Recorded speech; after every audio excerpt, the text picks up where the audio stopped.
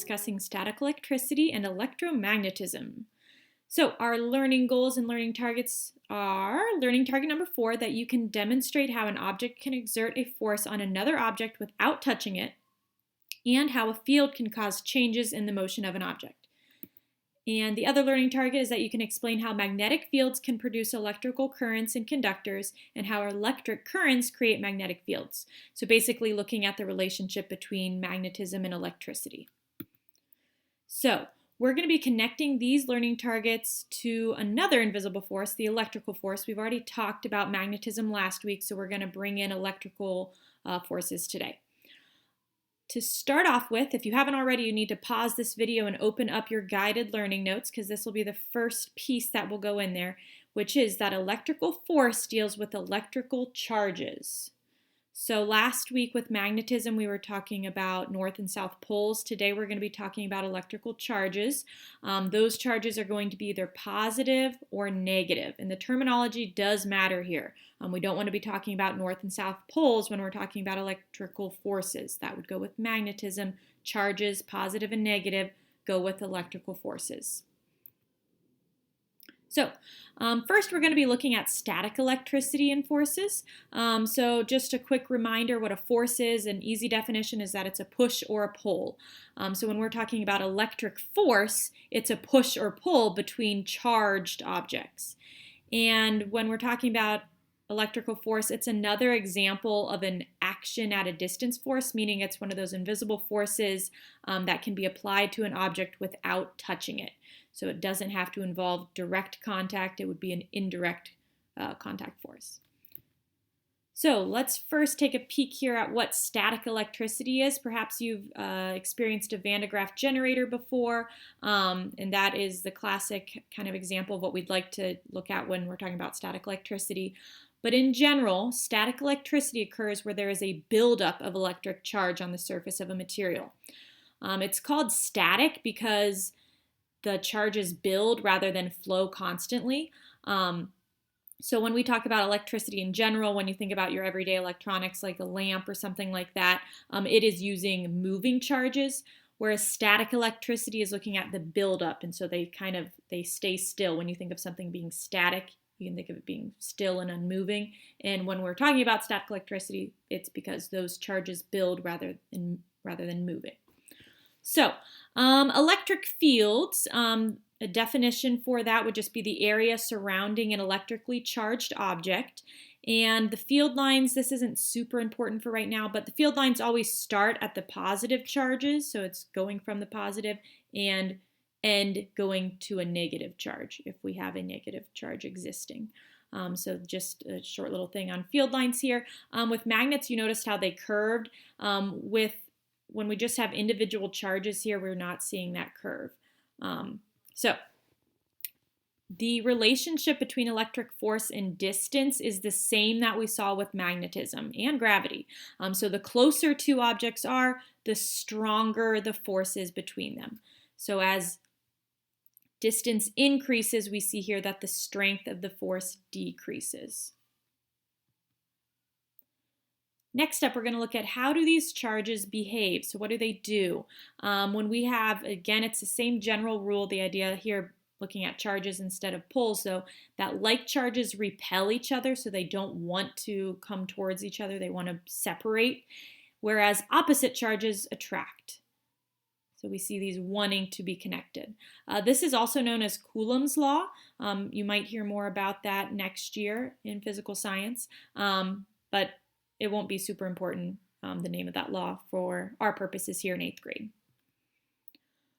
So what are some examples of static electricity? We've already talked about like a Van de Graaff generator, but in general, the classic example you probably heard of when you think of static is rubbing a balloon onto your hair and then pulling the balloon away and getting your hair to stick up straight. If you drag your feet across the carpet when you're wearing like socks or something, and then, touch a door handle or touch someone, you might experience some static electricity there. Or when we have clothes just tumbling around in the dryer, that can generate static electricity as well. What these have in common is friction. If you think of things rubbing or dragging, those are in the clothes kind of rubbing next to each other in the dryer. Those all involve friction. That is what generates a charge, and those electrons move and build on an object from that friction. Hello. All right, so I'm going to show you some fun with static electricity here. To start with, I have a plastic wand. So this is just solid plastic, nothing too fancy or special. And this right here is kind of a, I don't know, a hook with thread, and this is a little piece of styrofoam hanging on the end.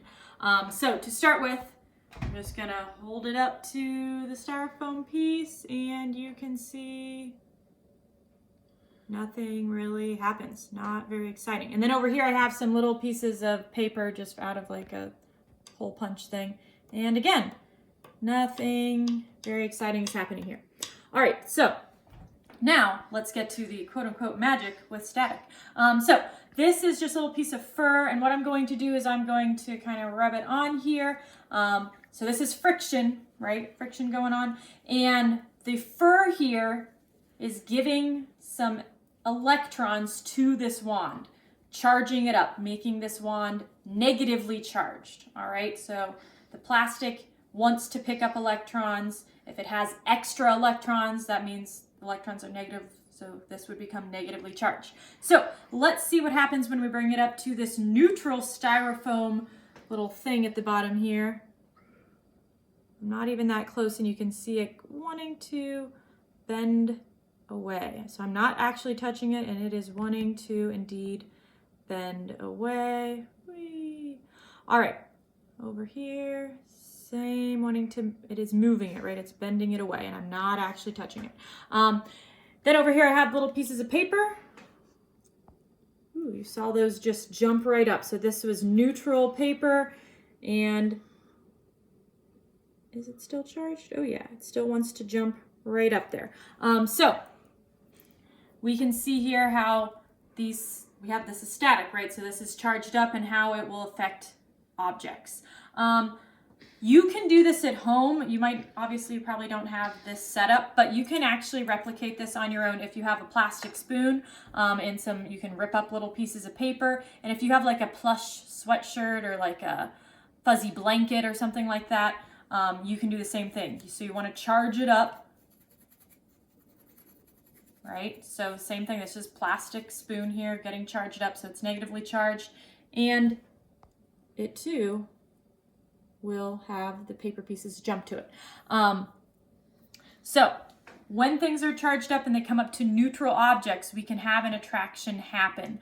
And I want to show you that with something else. So this, are you a Pepsi fan or a Coke fan? All right, my husband's saying Pepsi, so I'll go with Pepsi. He's the one filming this, by the way. So here I have my Pepsi can. It is just aluminum, and it's neutral right now. And I'm going to charge up my wand again.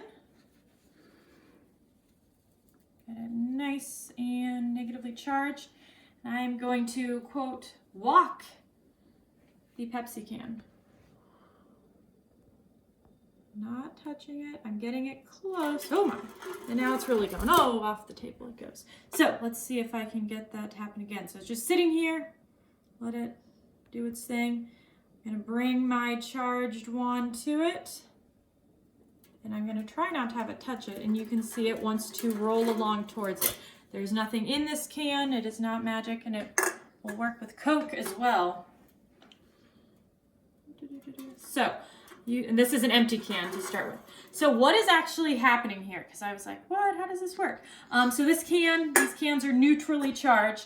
But when it's put on the side, it wants to roll pretty easily. And what actually happens, because we have opposite charges attracting, within this neutral can, the electrons, this is negatively charged, the electrons on this can kind of shift over to the side, leaving the positively charged side of the can attracted to the wand, and the electrons wanting to move away, and it just keeps switching as it moves along. So I think this is pretty fancy work. I wonder if I can get it, walk it back. So This is some fun with static electricity. Ideally in school, I would have borrowed the Van de Graaff generator from Otterbein. I have a professor that I took a class there from who has loaned it to me. But because everything's closed down, I couldn't get the Van de Graaff generator this year. I might try to look at some old videos from last year if you want to see some of my favorite 8th graders of last year getting shocked by the Van de Graaff generator. It's a good time too. So if you ever have the chance when COSI opens up and you haven't ever done the Van de Graaff generator thing, you should. I'm also going to probably post here a video from somewhere else with Van de Graaff generator information because there's a lot of cool things and a lot of static electricity stuff shown within a Van de Graaff generator. So I hope this provided some entertainment and some understanding with static electricity. This is an explanation of the demonstration with the can and the wand with our static electricity fun video that you just saw, hopefully. So here, this is showing that there was a neutral pop can. So it was, same amount of protons and electrons within that can. And the wand was negatively charged. So it had an imbalance of electrons. So it had extra electrons. It would have had protons as well, but I just for the purpose of this diagram showed you that it is charged negatively overall. And the electrons want to repel each other. So when the wand was held up to the can, the electrons shift away because they repel each other, and that left the can having one side of it be kind of still, those protons stayed there, and so they were attracted to the wand. And that attractive force caused the can to roll. So if you've ever wondered, maybe you have, maybe you haven't, why you're more likely to get a static shock in the winter than the summer. For example, in the winter, oftentimes you go to open your car and the door handle gives you a little shock, or when you turn on a light switch or things like that. But in the summer, that doesn't seem to happen. And if you've ever wondered why that is, it's because of the moisture in the air. So the more moisture there is in the air, those water molecules are actually polar. H2O here is a polar molecule, and so they are attracted and can carry away those extra charges. So that is why you don't end up with a buildup of charge as much in the wintertime. Just something fun or interesting to know. The next thing we're going to do here is to compare magnetism and electricity, because there are a couple of key differences, even though there are some similarities. So to start off with, if we're looking at them individually, magnetism again involves poles. So we talk about north and south poles, whereas electricity involves charges, the positive and negative charges. So this is a difference in terminology that's very important to distinguish between these two. Secondly, with magnetism, you can't separate magnetic poles. If I break a magnet apart, I end up with another magnet that each of those little pieces have a north and a south pole. Whereas with electricity and charges, those can be separated. So I can have a negative electric charge existing on its own. And some things that we have in common. Between magnetism and electricity, both of them have opposites attracting and that likes repel. And that the force weakens with distance. And finally, that both are the result of electrons. So electrons bring us, the fact that we have spinning electrons kind of can generate your magnetism, and when we have electrons flowing, that is electricity. So both again are the result of electrons. So what do you get when you combine electricity and magnetism? Electromagnetism. This is the interaction of electric currents or fields and magnetic fields. So we're looking at how electric currents relate to magnetic fields. That is what we're looking at with electromagnetism. So there is a tight connection between electricity and magnetism, as we've already kind of seen before, but also magnetic fields can produce electric currents in conductors. And with that, if you think about if I have a magnet and I move it near a wire, it actually can cause the electric current to flow in that wire.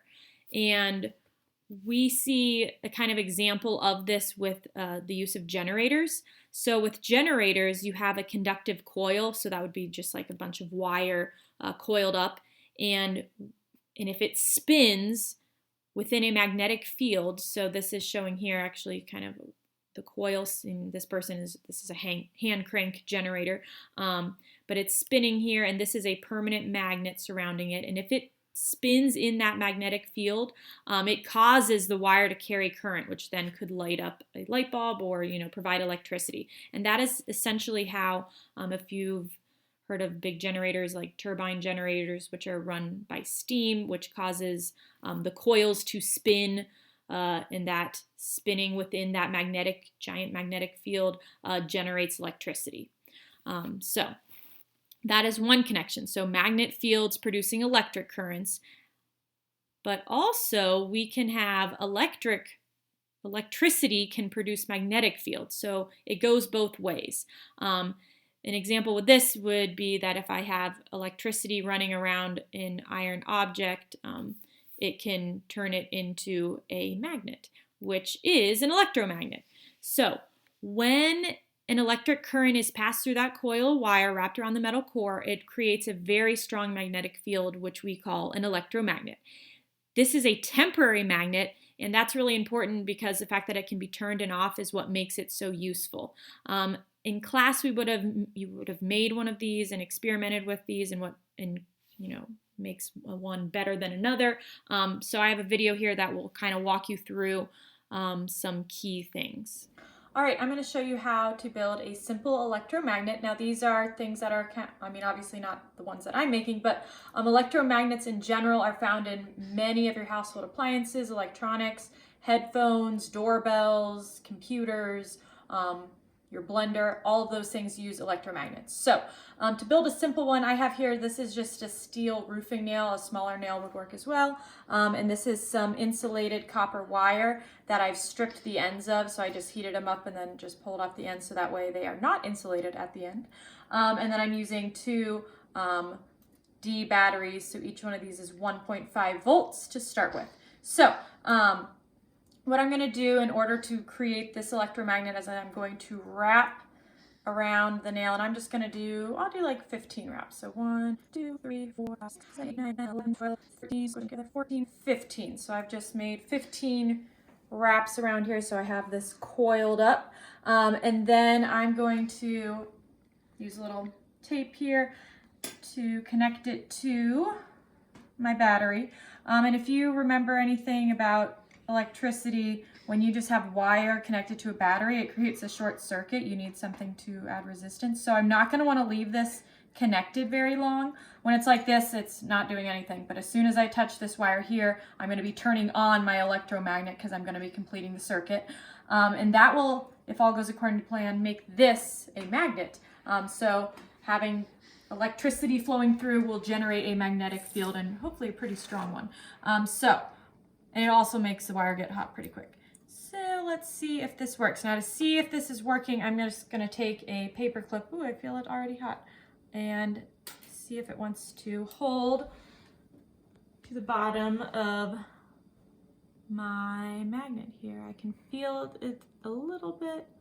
Let's see. All right, so it is wanting to hold. As soon as I let go, I have a temporary magnet, but it probably wouldn't stick again if I tried to lay it on there. Let's see if it can hold 2 paper clips. Can it hold? Nope, doesn't even want to hold 2. So it's able to hold 1, not able to hold 2 with my current setup. Now, if I leave everything the same, and I'm just going to add in a second battery, so this would be increasing the current here. So I'm doubling up on my current, leaving everything else the same. Let's see if we can get it to hold 2 paper clips on the edge here. All right, so it is able to hold 2. Let's see if it can hold 3. So this would be an experiment you probably would have done in class. You could do it at home if you happen to have all of these things. All right, so it is able to hold 3. Let's see. Let's go for 4. Trying to make it so it's not swinging so much. Can do 4. Can it do 6? I have 6 here. Connecting it again. All right, can't do 6. So between 4 and 6 is what this one holds. Now, So that should, from this, you've learned one thing. If I increase the current, that makes the electromagnet stronger.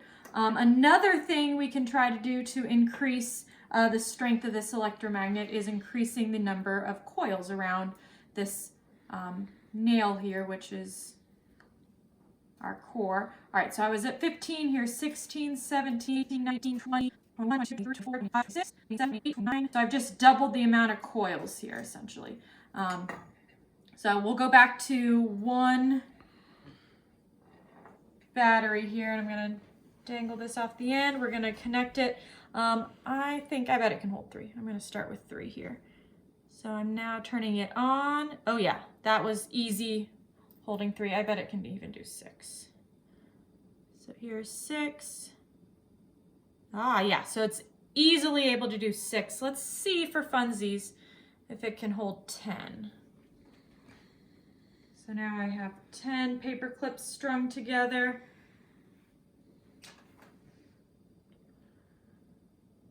Oh yeah. So let's go for, here's another 4 adding to it. So this would be 14 paper clips.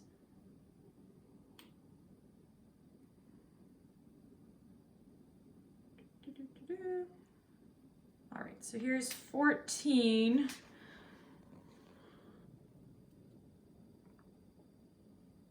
Can't do 14. But you can see that definitely held more by increasing the number of coils here. Now for funsies, let's see if I increase the current and the number of coils, if it is able to hold 14. Oh, come on, stay together, batteries. Oh yeah. Now when I turn it off, you saw it fall. So again, this is a temporary magnet that I've created here. This has some residual magnetism because I have aligned the domains in this steel nail, so it would last for a little bit, which is why sometimes when I let go, it still is able to hold, like I think it can still hold 2 right now, even though it's not connected. But if I drop this nail a little bit, I bet it won't hold anymore. Oh, it still is holding. Oh, not very well. So you can see how, again, this is a temporary magnet. You can think of why you wouldn't want things to always be magnetic, which is the beauty of a electromagnet, the fact that it's kind of that relationship between those. There you have it.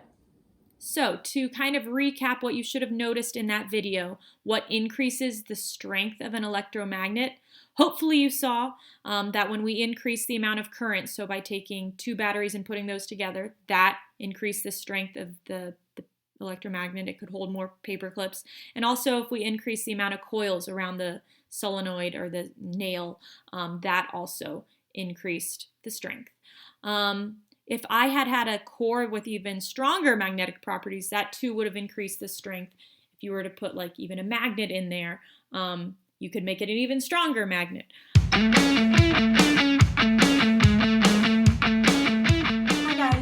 I have here, I'm going to do a little demonstration for you, something that I would have liked to have done in class. I think it's kind of cool and crazy. To start off with, we're going to do kind of a see, think, wonder exercise with it, though I'll kind of walk you through this. What I have here is just a paper tube or a paper pipe. I just rolled up some paper, and a copper pipe. It has a little bit of paint on it, but it's just copper.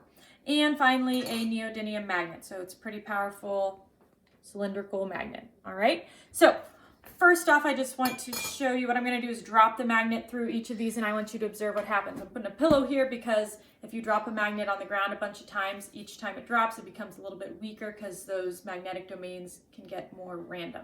So I don't want to drop this a lot onto a hard surface. Pillow, not going to do much. So start off with, I'm just going to drop it. I'm not shoving it. I'm just kind of gently letting go and watch what happens. Did you see that? A little unbalanced there. All right, so I'm going to do the exact same thing here. Now swapping out the paper pipe for a copper pipe. Ready? Much slower, right? Can you think about why on earth this magnet would fall so slowly through this copper pipe as compared to a paper tube? Give you a second to think, wonder, what's happening here. It's actually pretty complex. So if you think about copper, what do you know about copper? What are some properties of it? What are some uses of it? You've probably maybe seen a copper pipe before, but it's really, really commonly found in electrical wire, copper electric wire. If we were in school, we'd make simple motors using copper wire. So copper is a conductor, meaning it allows electrons and electricity to flow freely through it, right? So when the magnet is moving through this inside the copper pipe, it generates an electric current in the pipe. And this electric current that is being generated by the moving magnet slows the motion of the magnet as it falls. So it actually produces an electric current that, generates an opposing magnetic field, and it slows that magnet down as it falls. So this is, I realize, kind of complex. You're probably maybe not like, what? That's kind of crazy. It is. The goal here, the reason I'm showing you this, is just so that you can see how closely magnetism and electricity really are related. So copper, it's a conductor, meaning it allows electrons to flow freely, but it isn't magnetic. Like this magnet isn't wanting to stick to it. That's not why it's slowing down. It's slowing down because the fact that I have a moving magnet inside a conductor, and that generates that opposing magnetic field because it generates an electric current. So again, moving magnetic fields generate electric current in conductors. Pretty neat. So from this last video that showed you the copper pipe with the magnet falling through it, again, that moving or falling magnet created a current in the conductor, and that current had its own magnetic field which opposed the magnet's field and slowed it down. So gravity was pulling the magnet down through the pipe. However, as it was falling in this conductive copper pipe, that generated its own magnetic field, which opposed the movement of the magnet itself, slowing it down. So pretty crazy stuff, but again, the big idea here is that you could see how electricity and magnetism are closely related, and that moving magnetic fields do generate electric currents in conductors. Again, that in the conductor was literally inside of a conductive copper pipe. So that concludes your last notes for this historic 2019-2020 school year, which you will be telling your grandchildren about perhaps someday. So I hope this was enlightening and that you can give yourself a pat on the back because you've done it.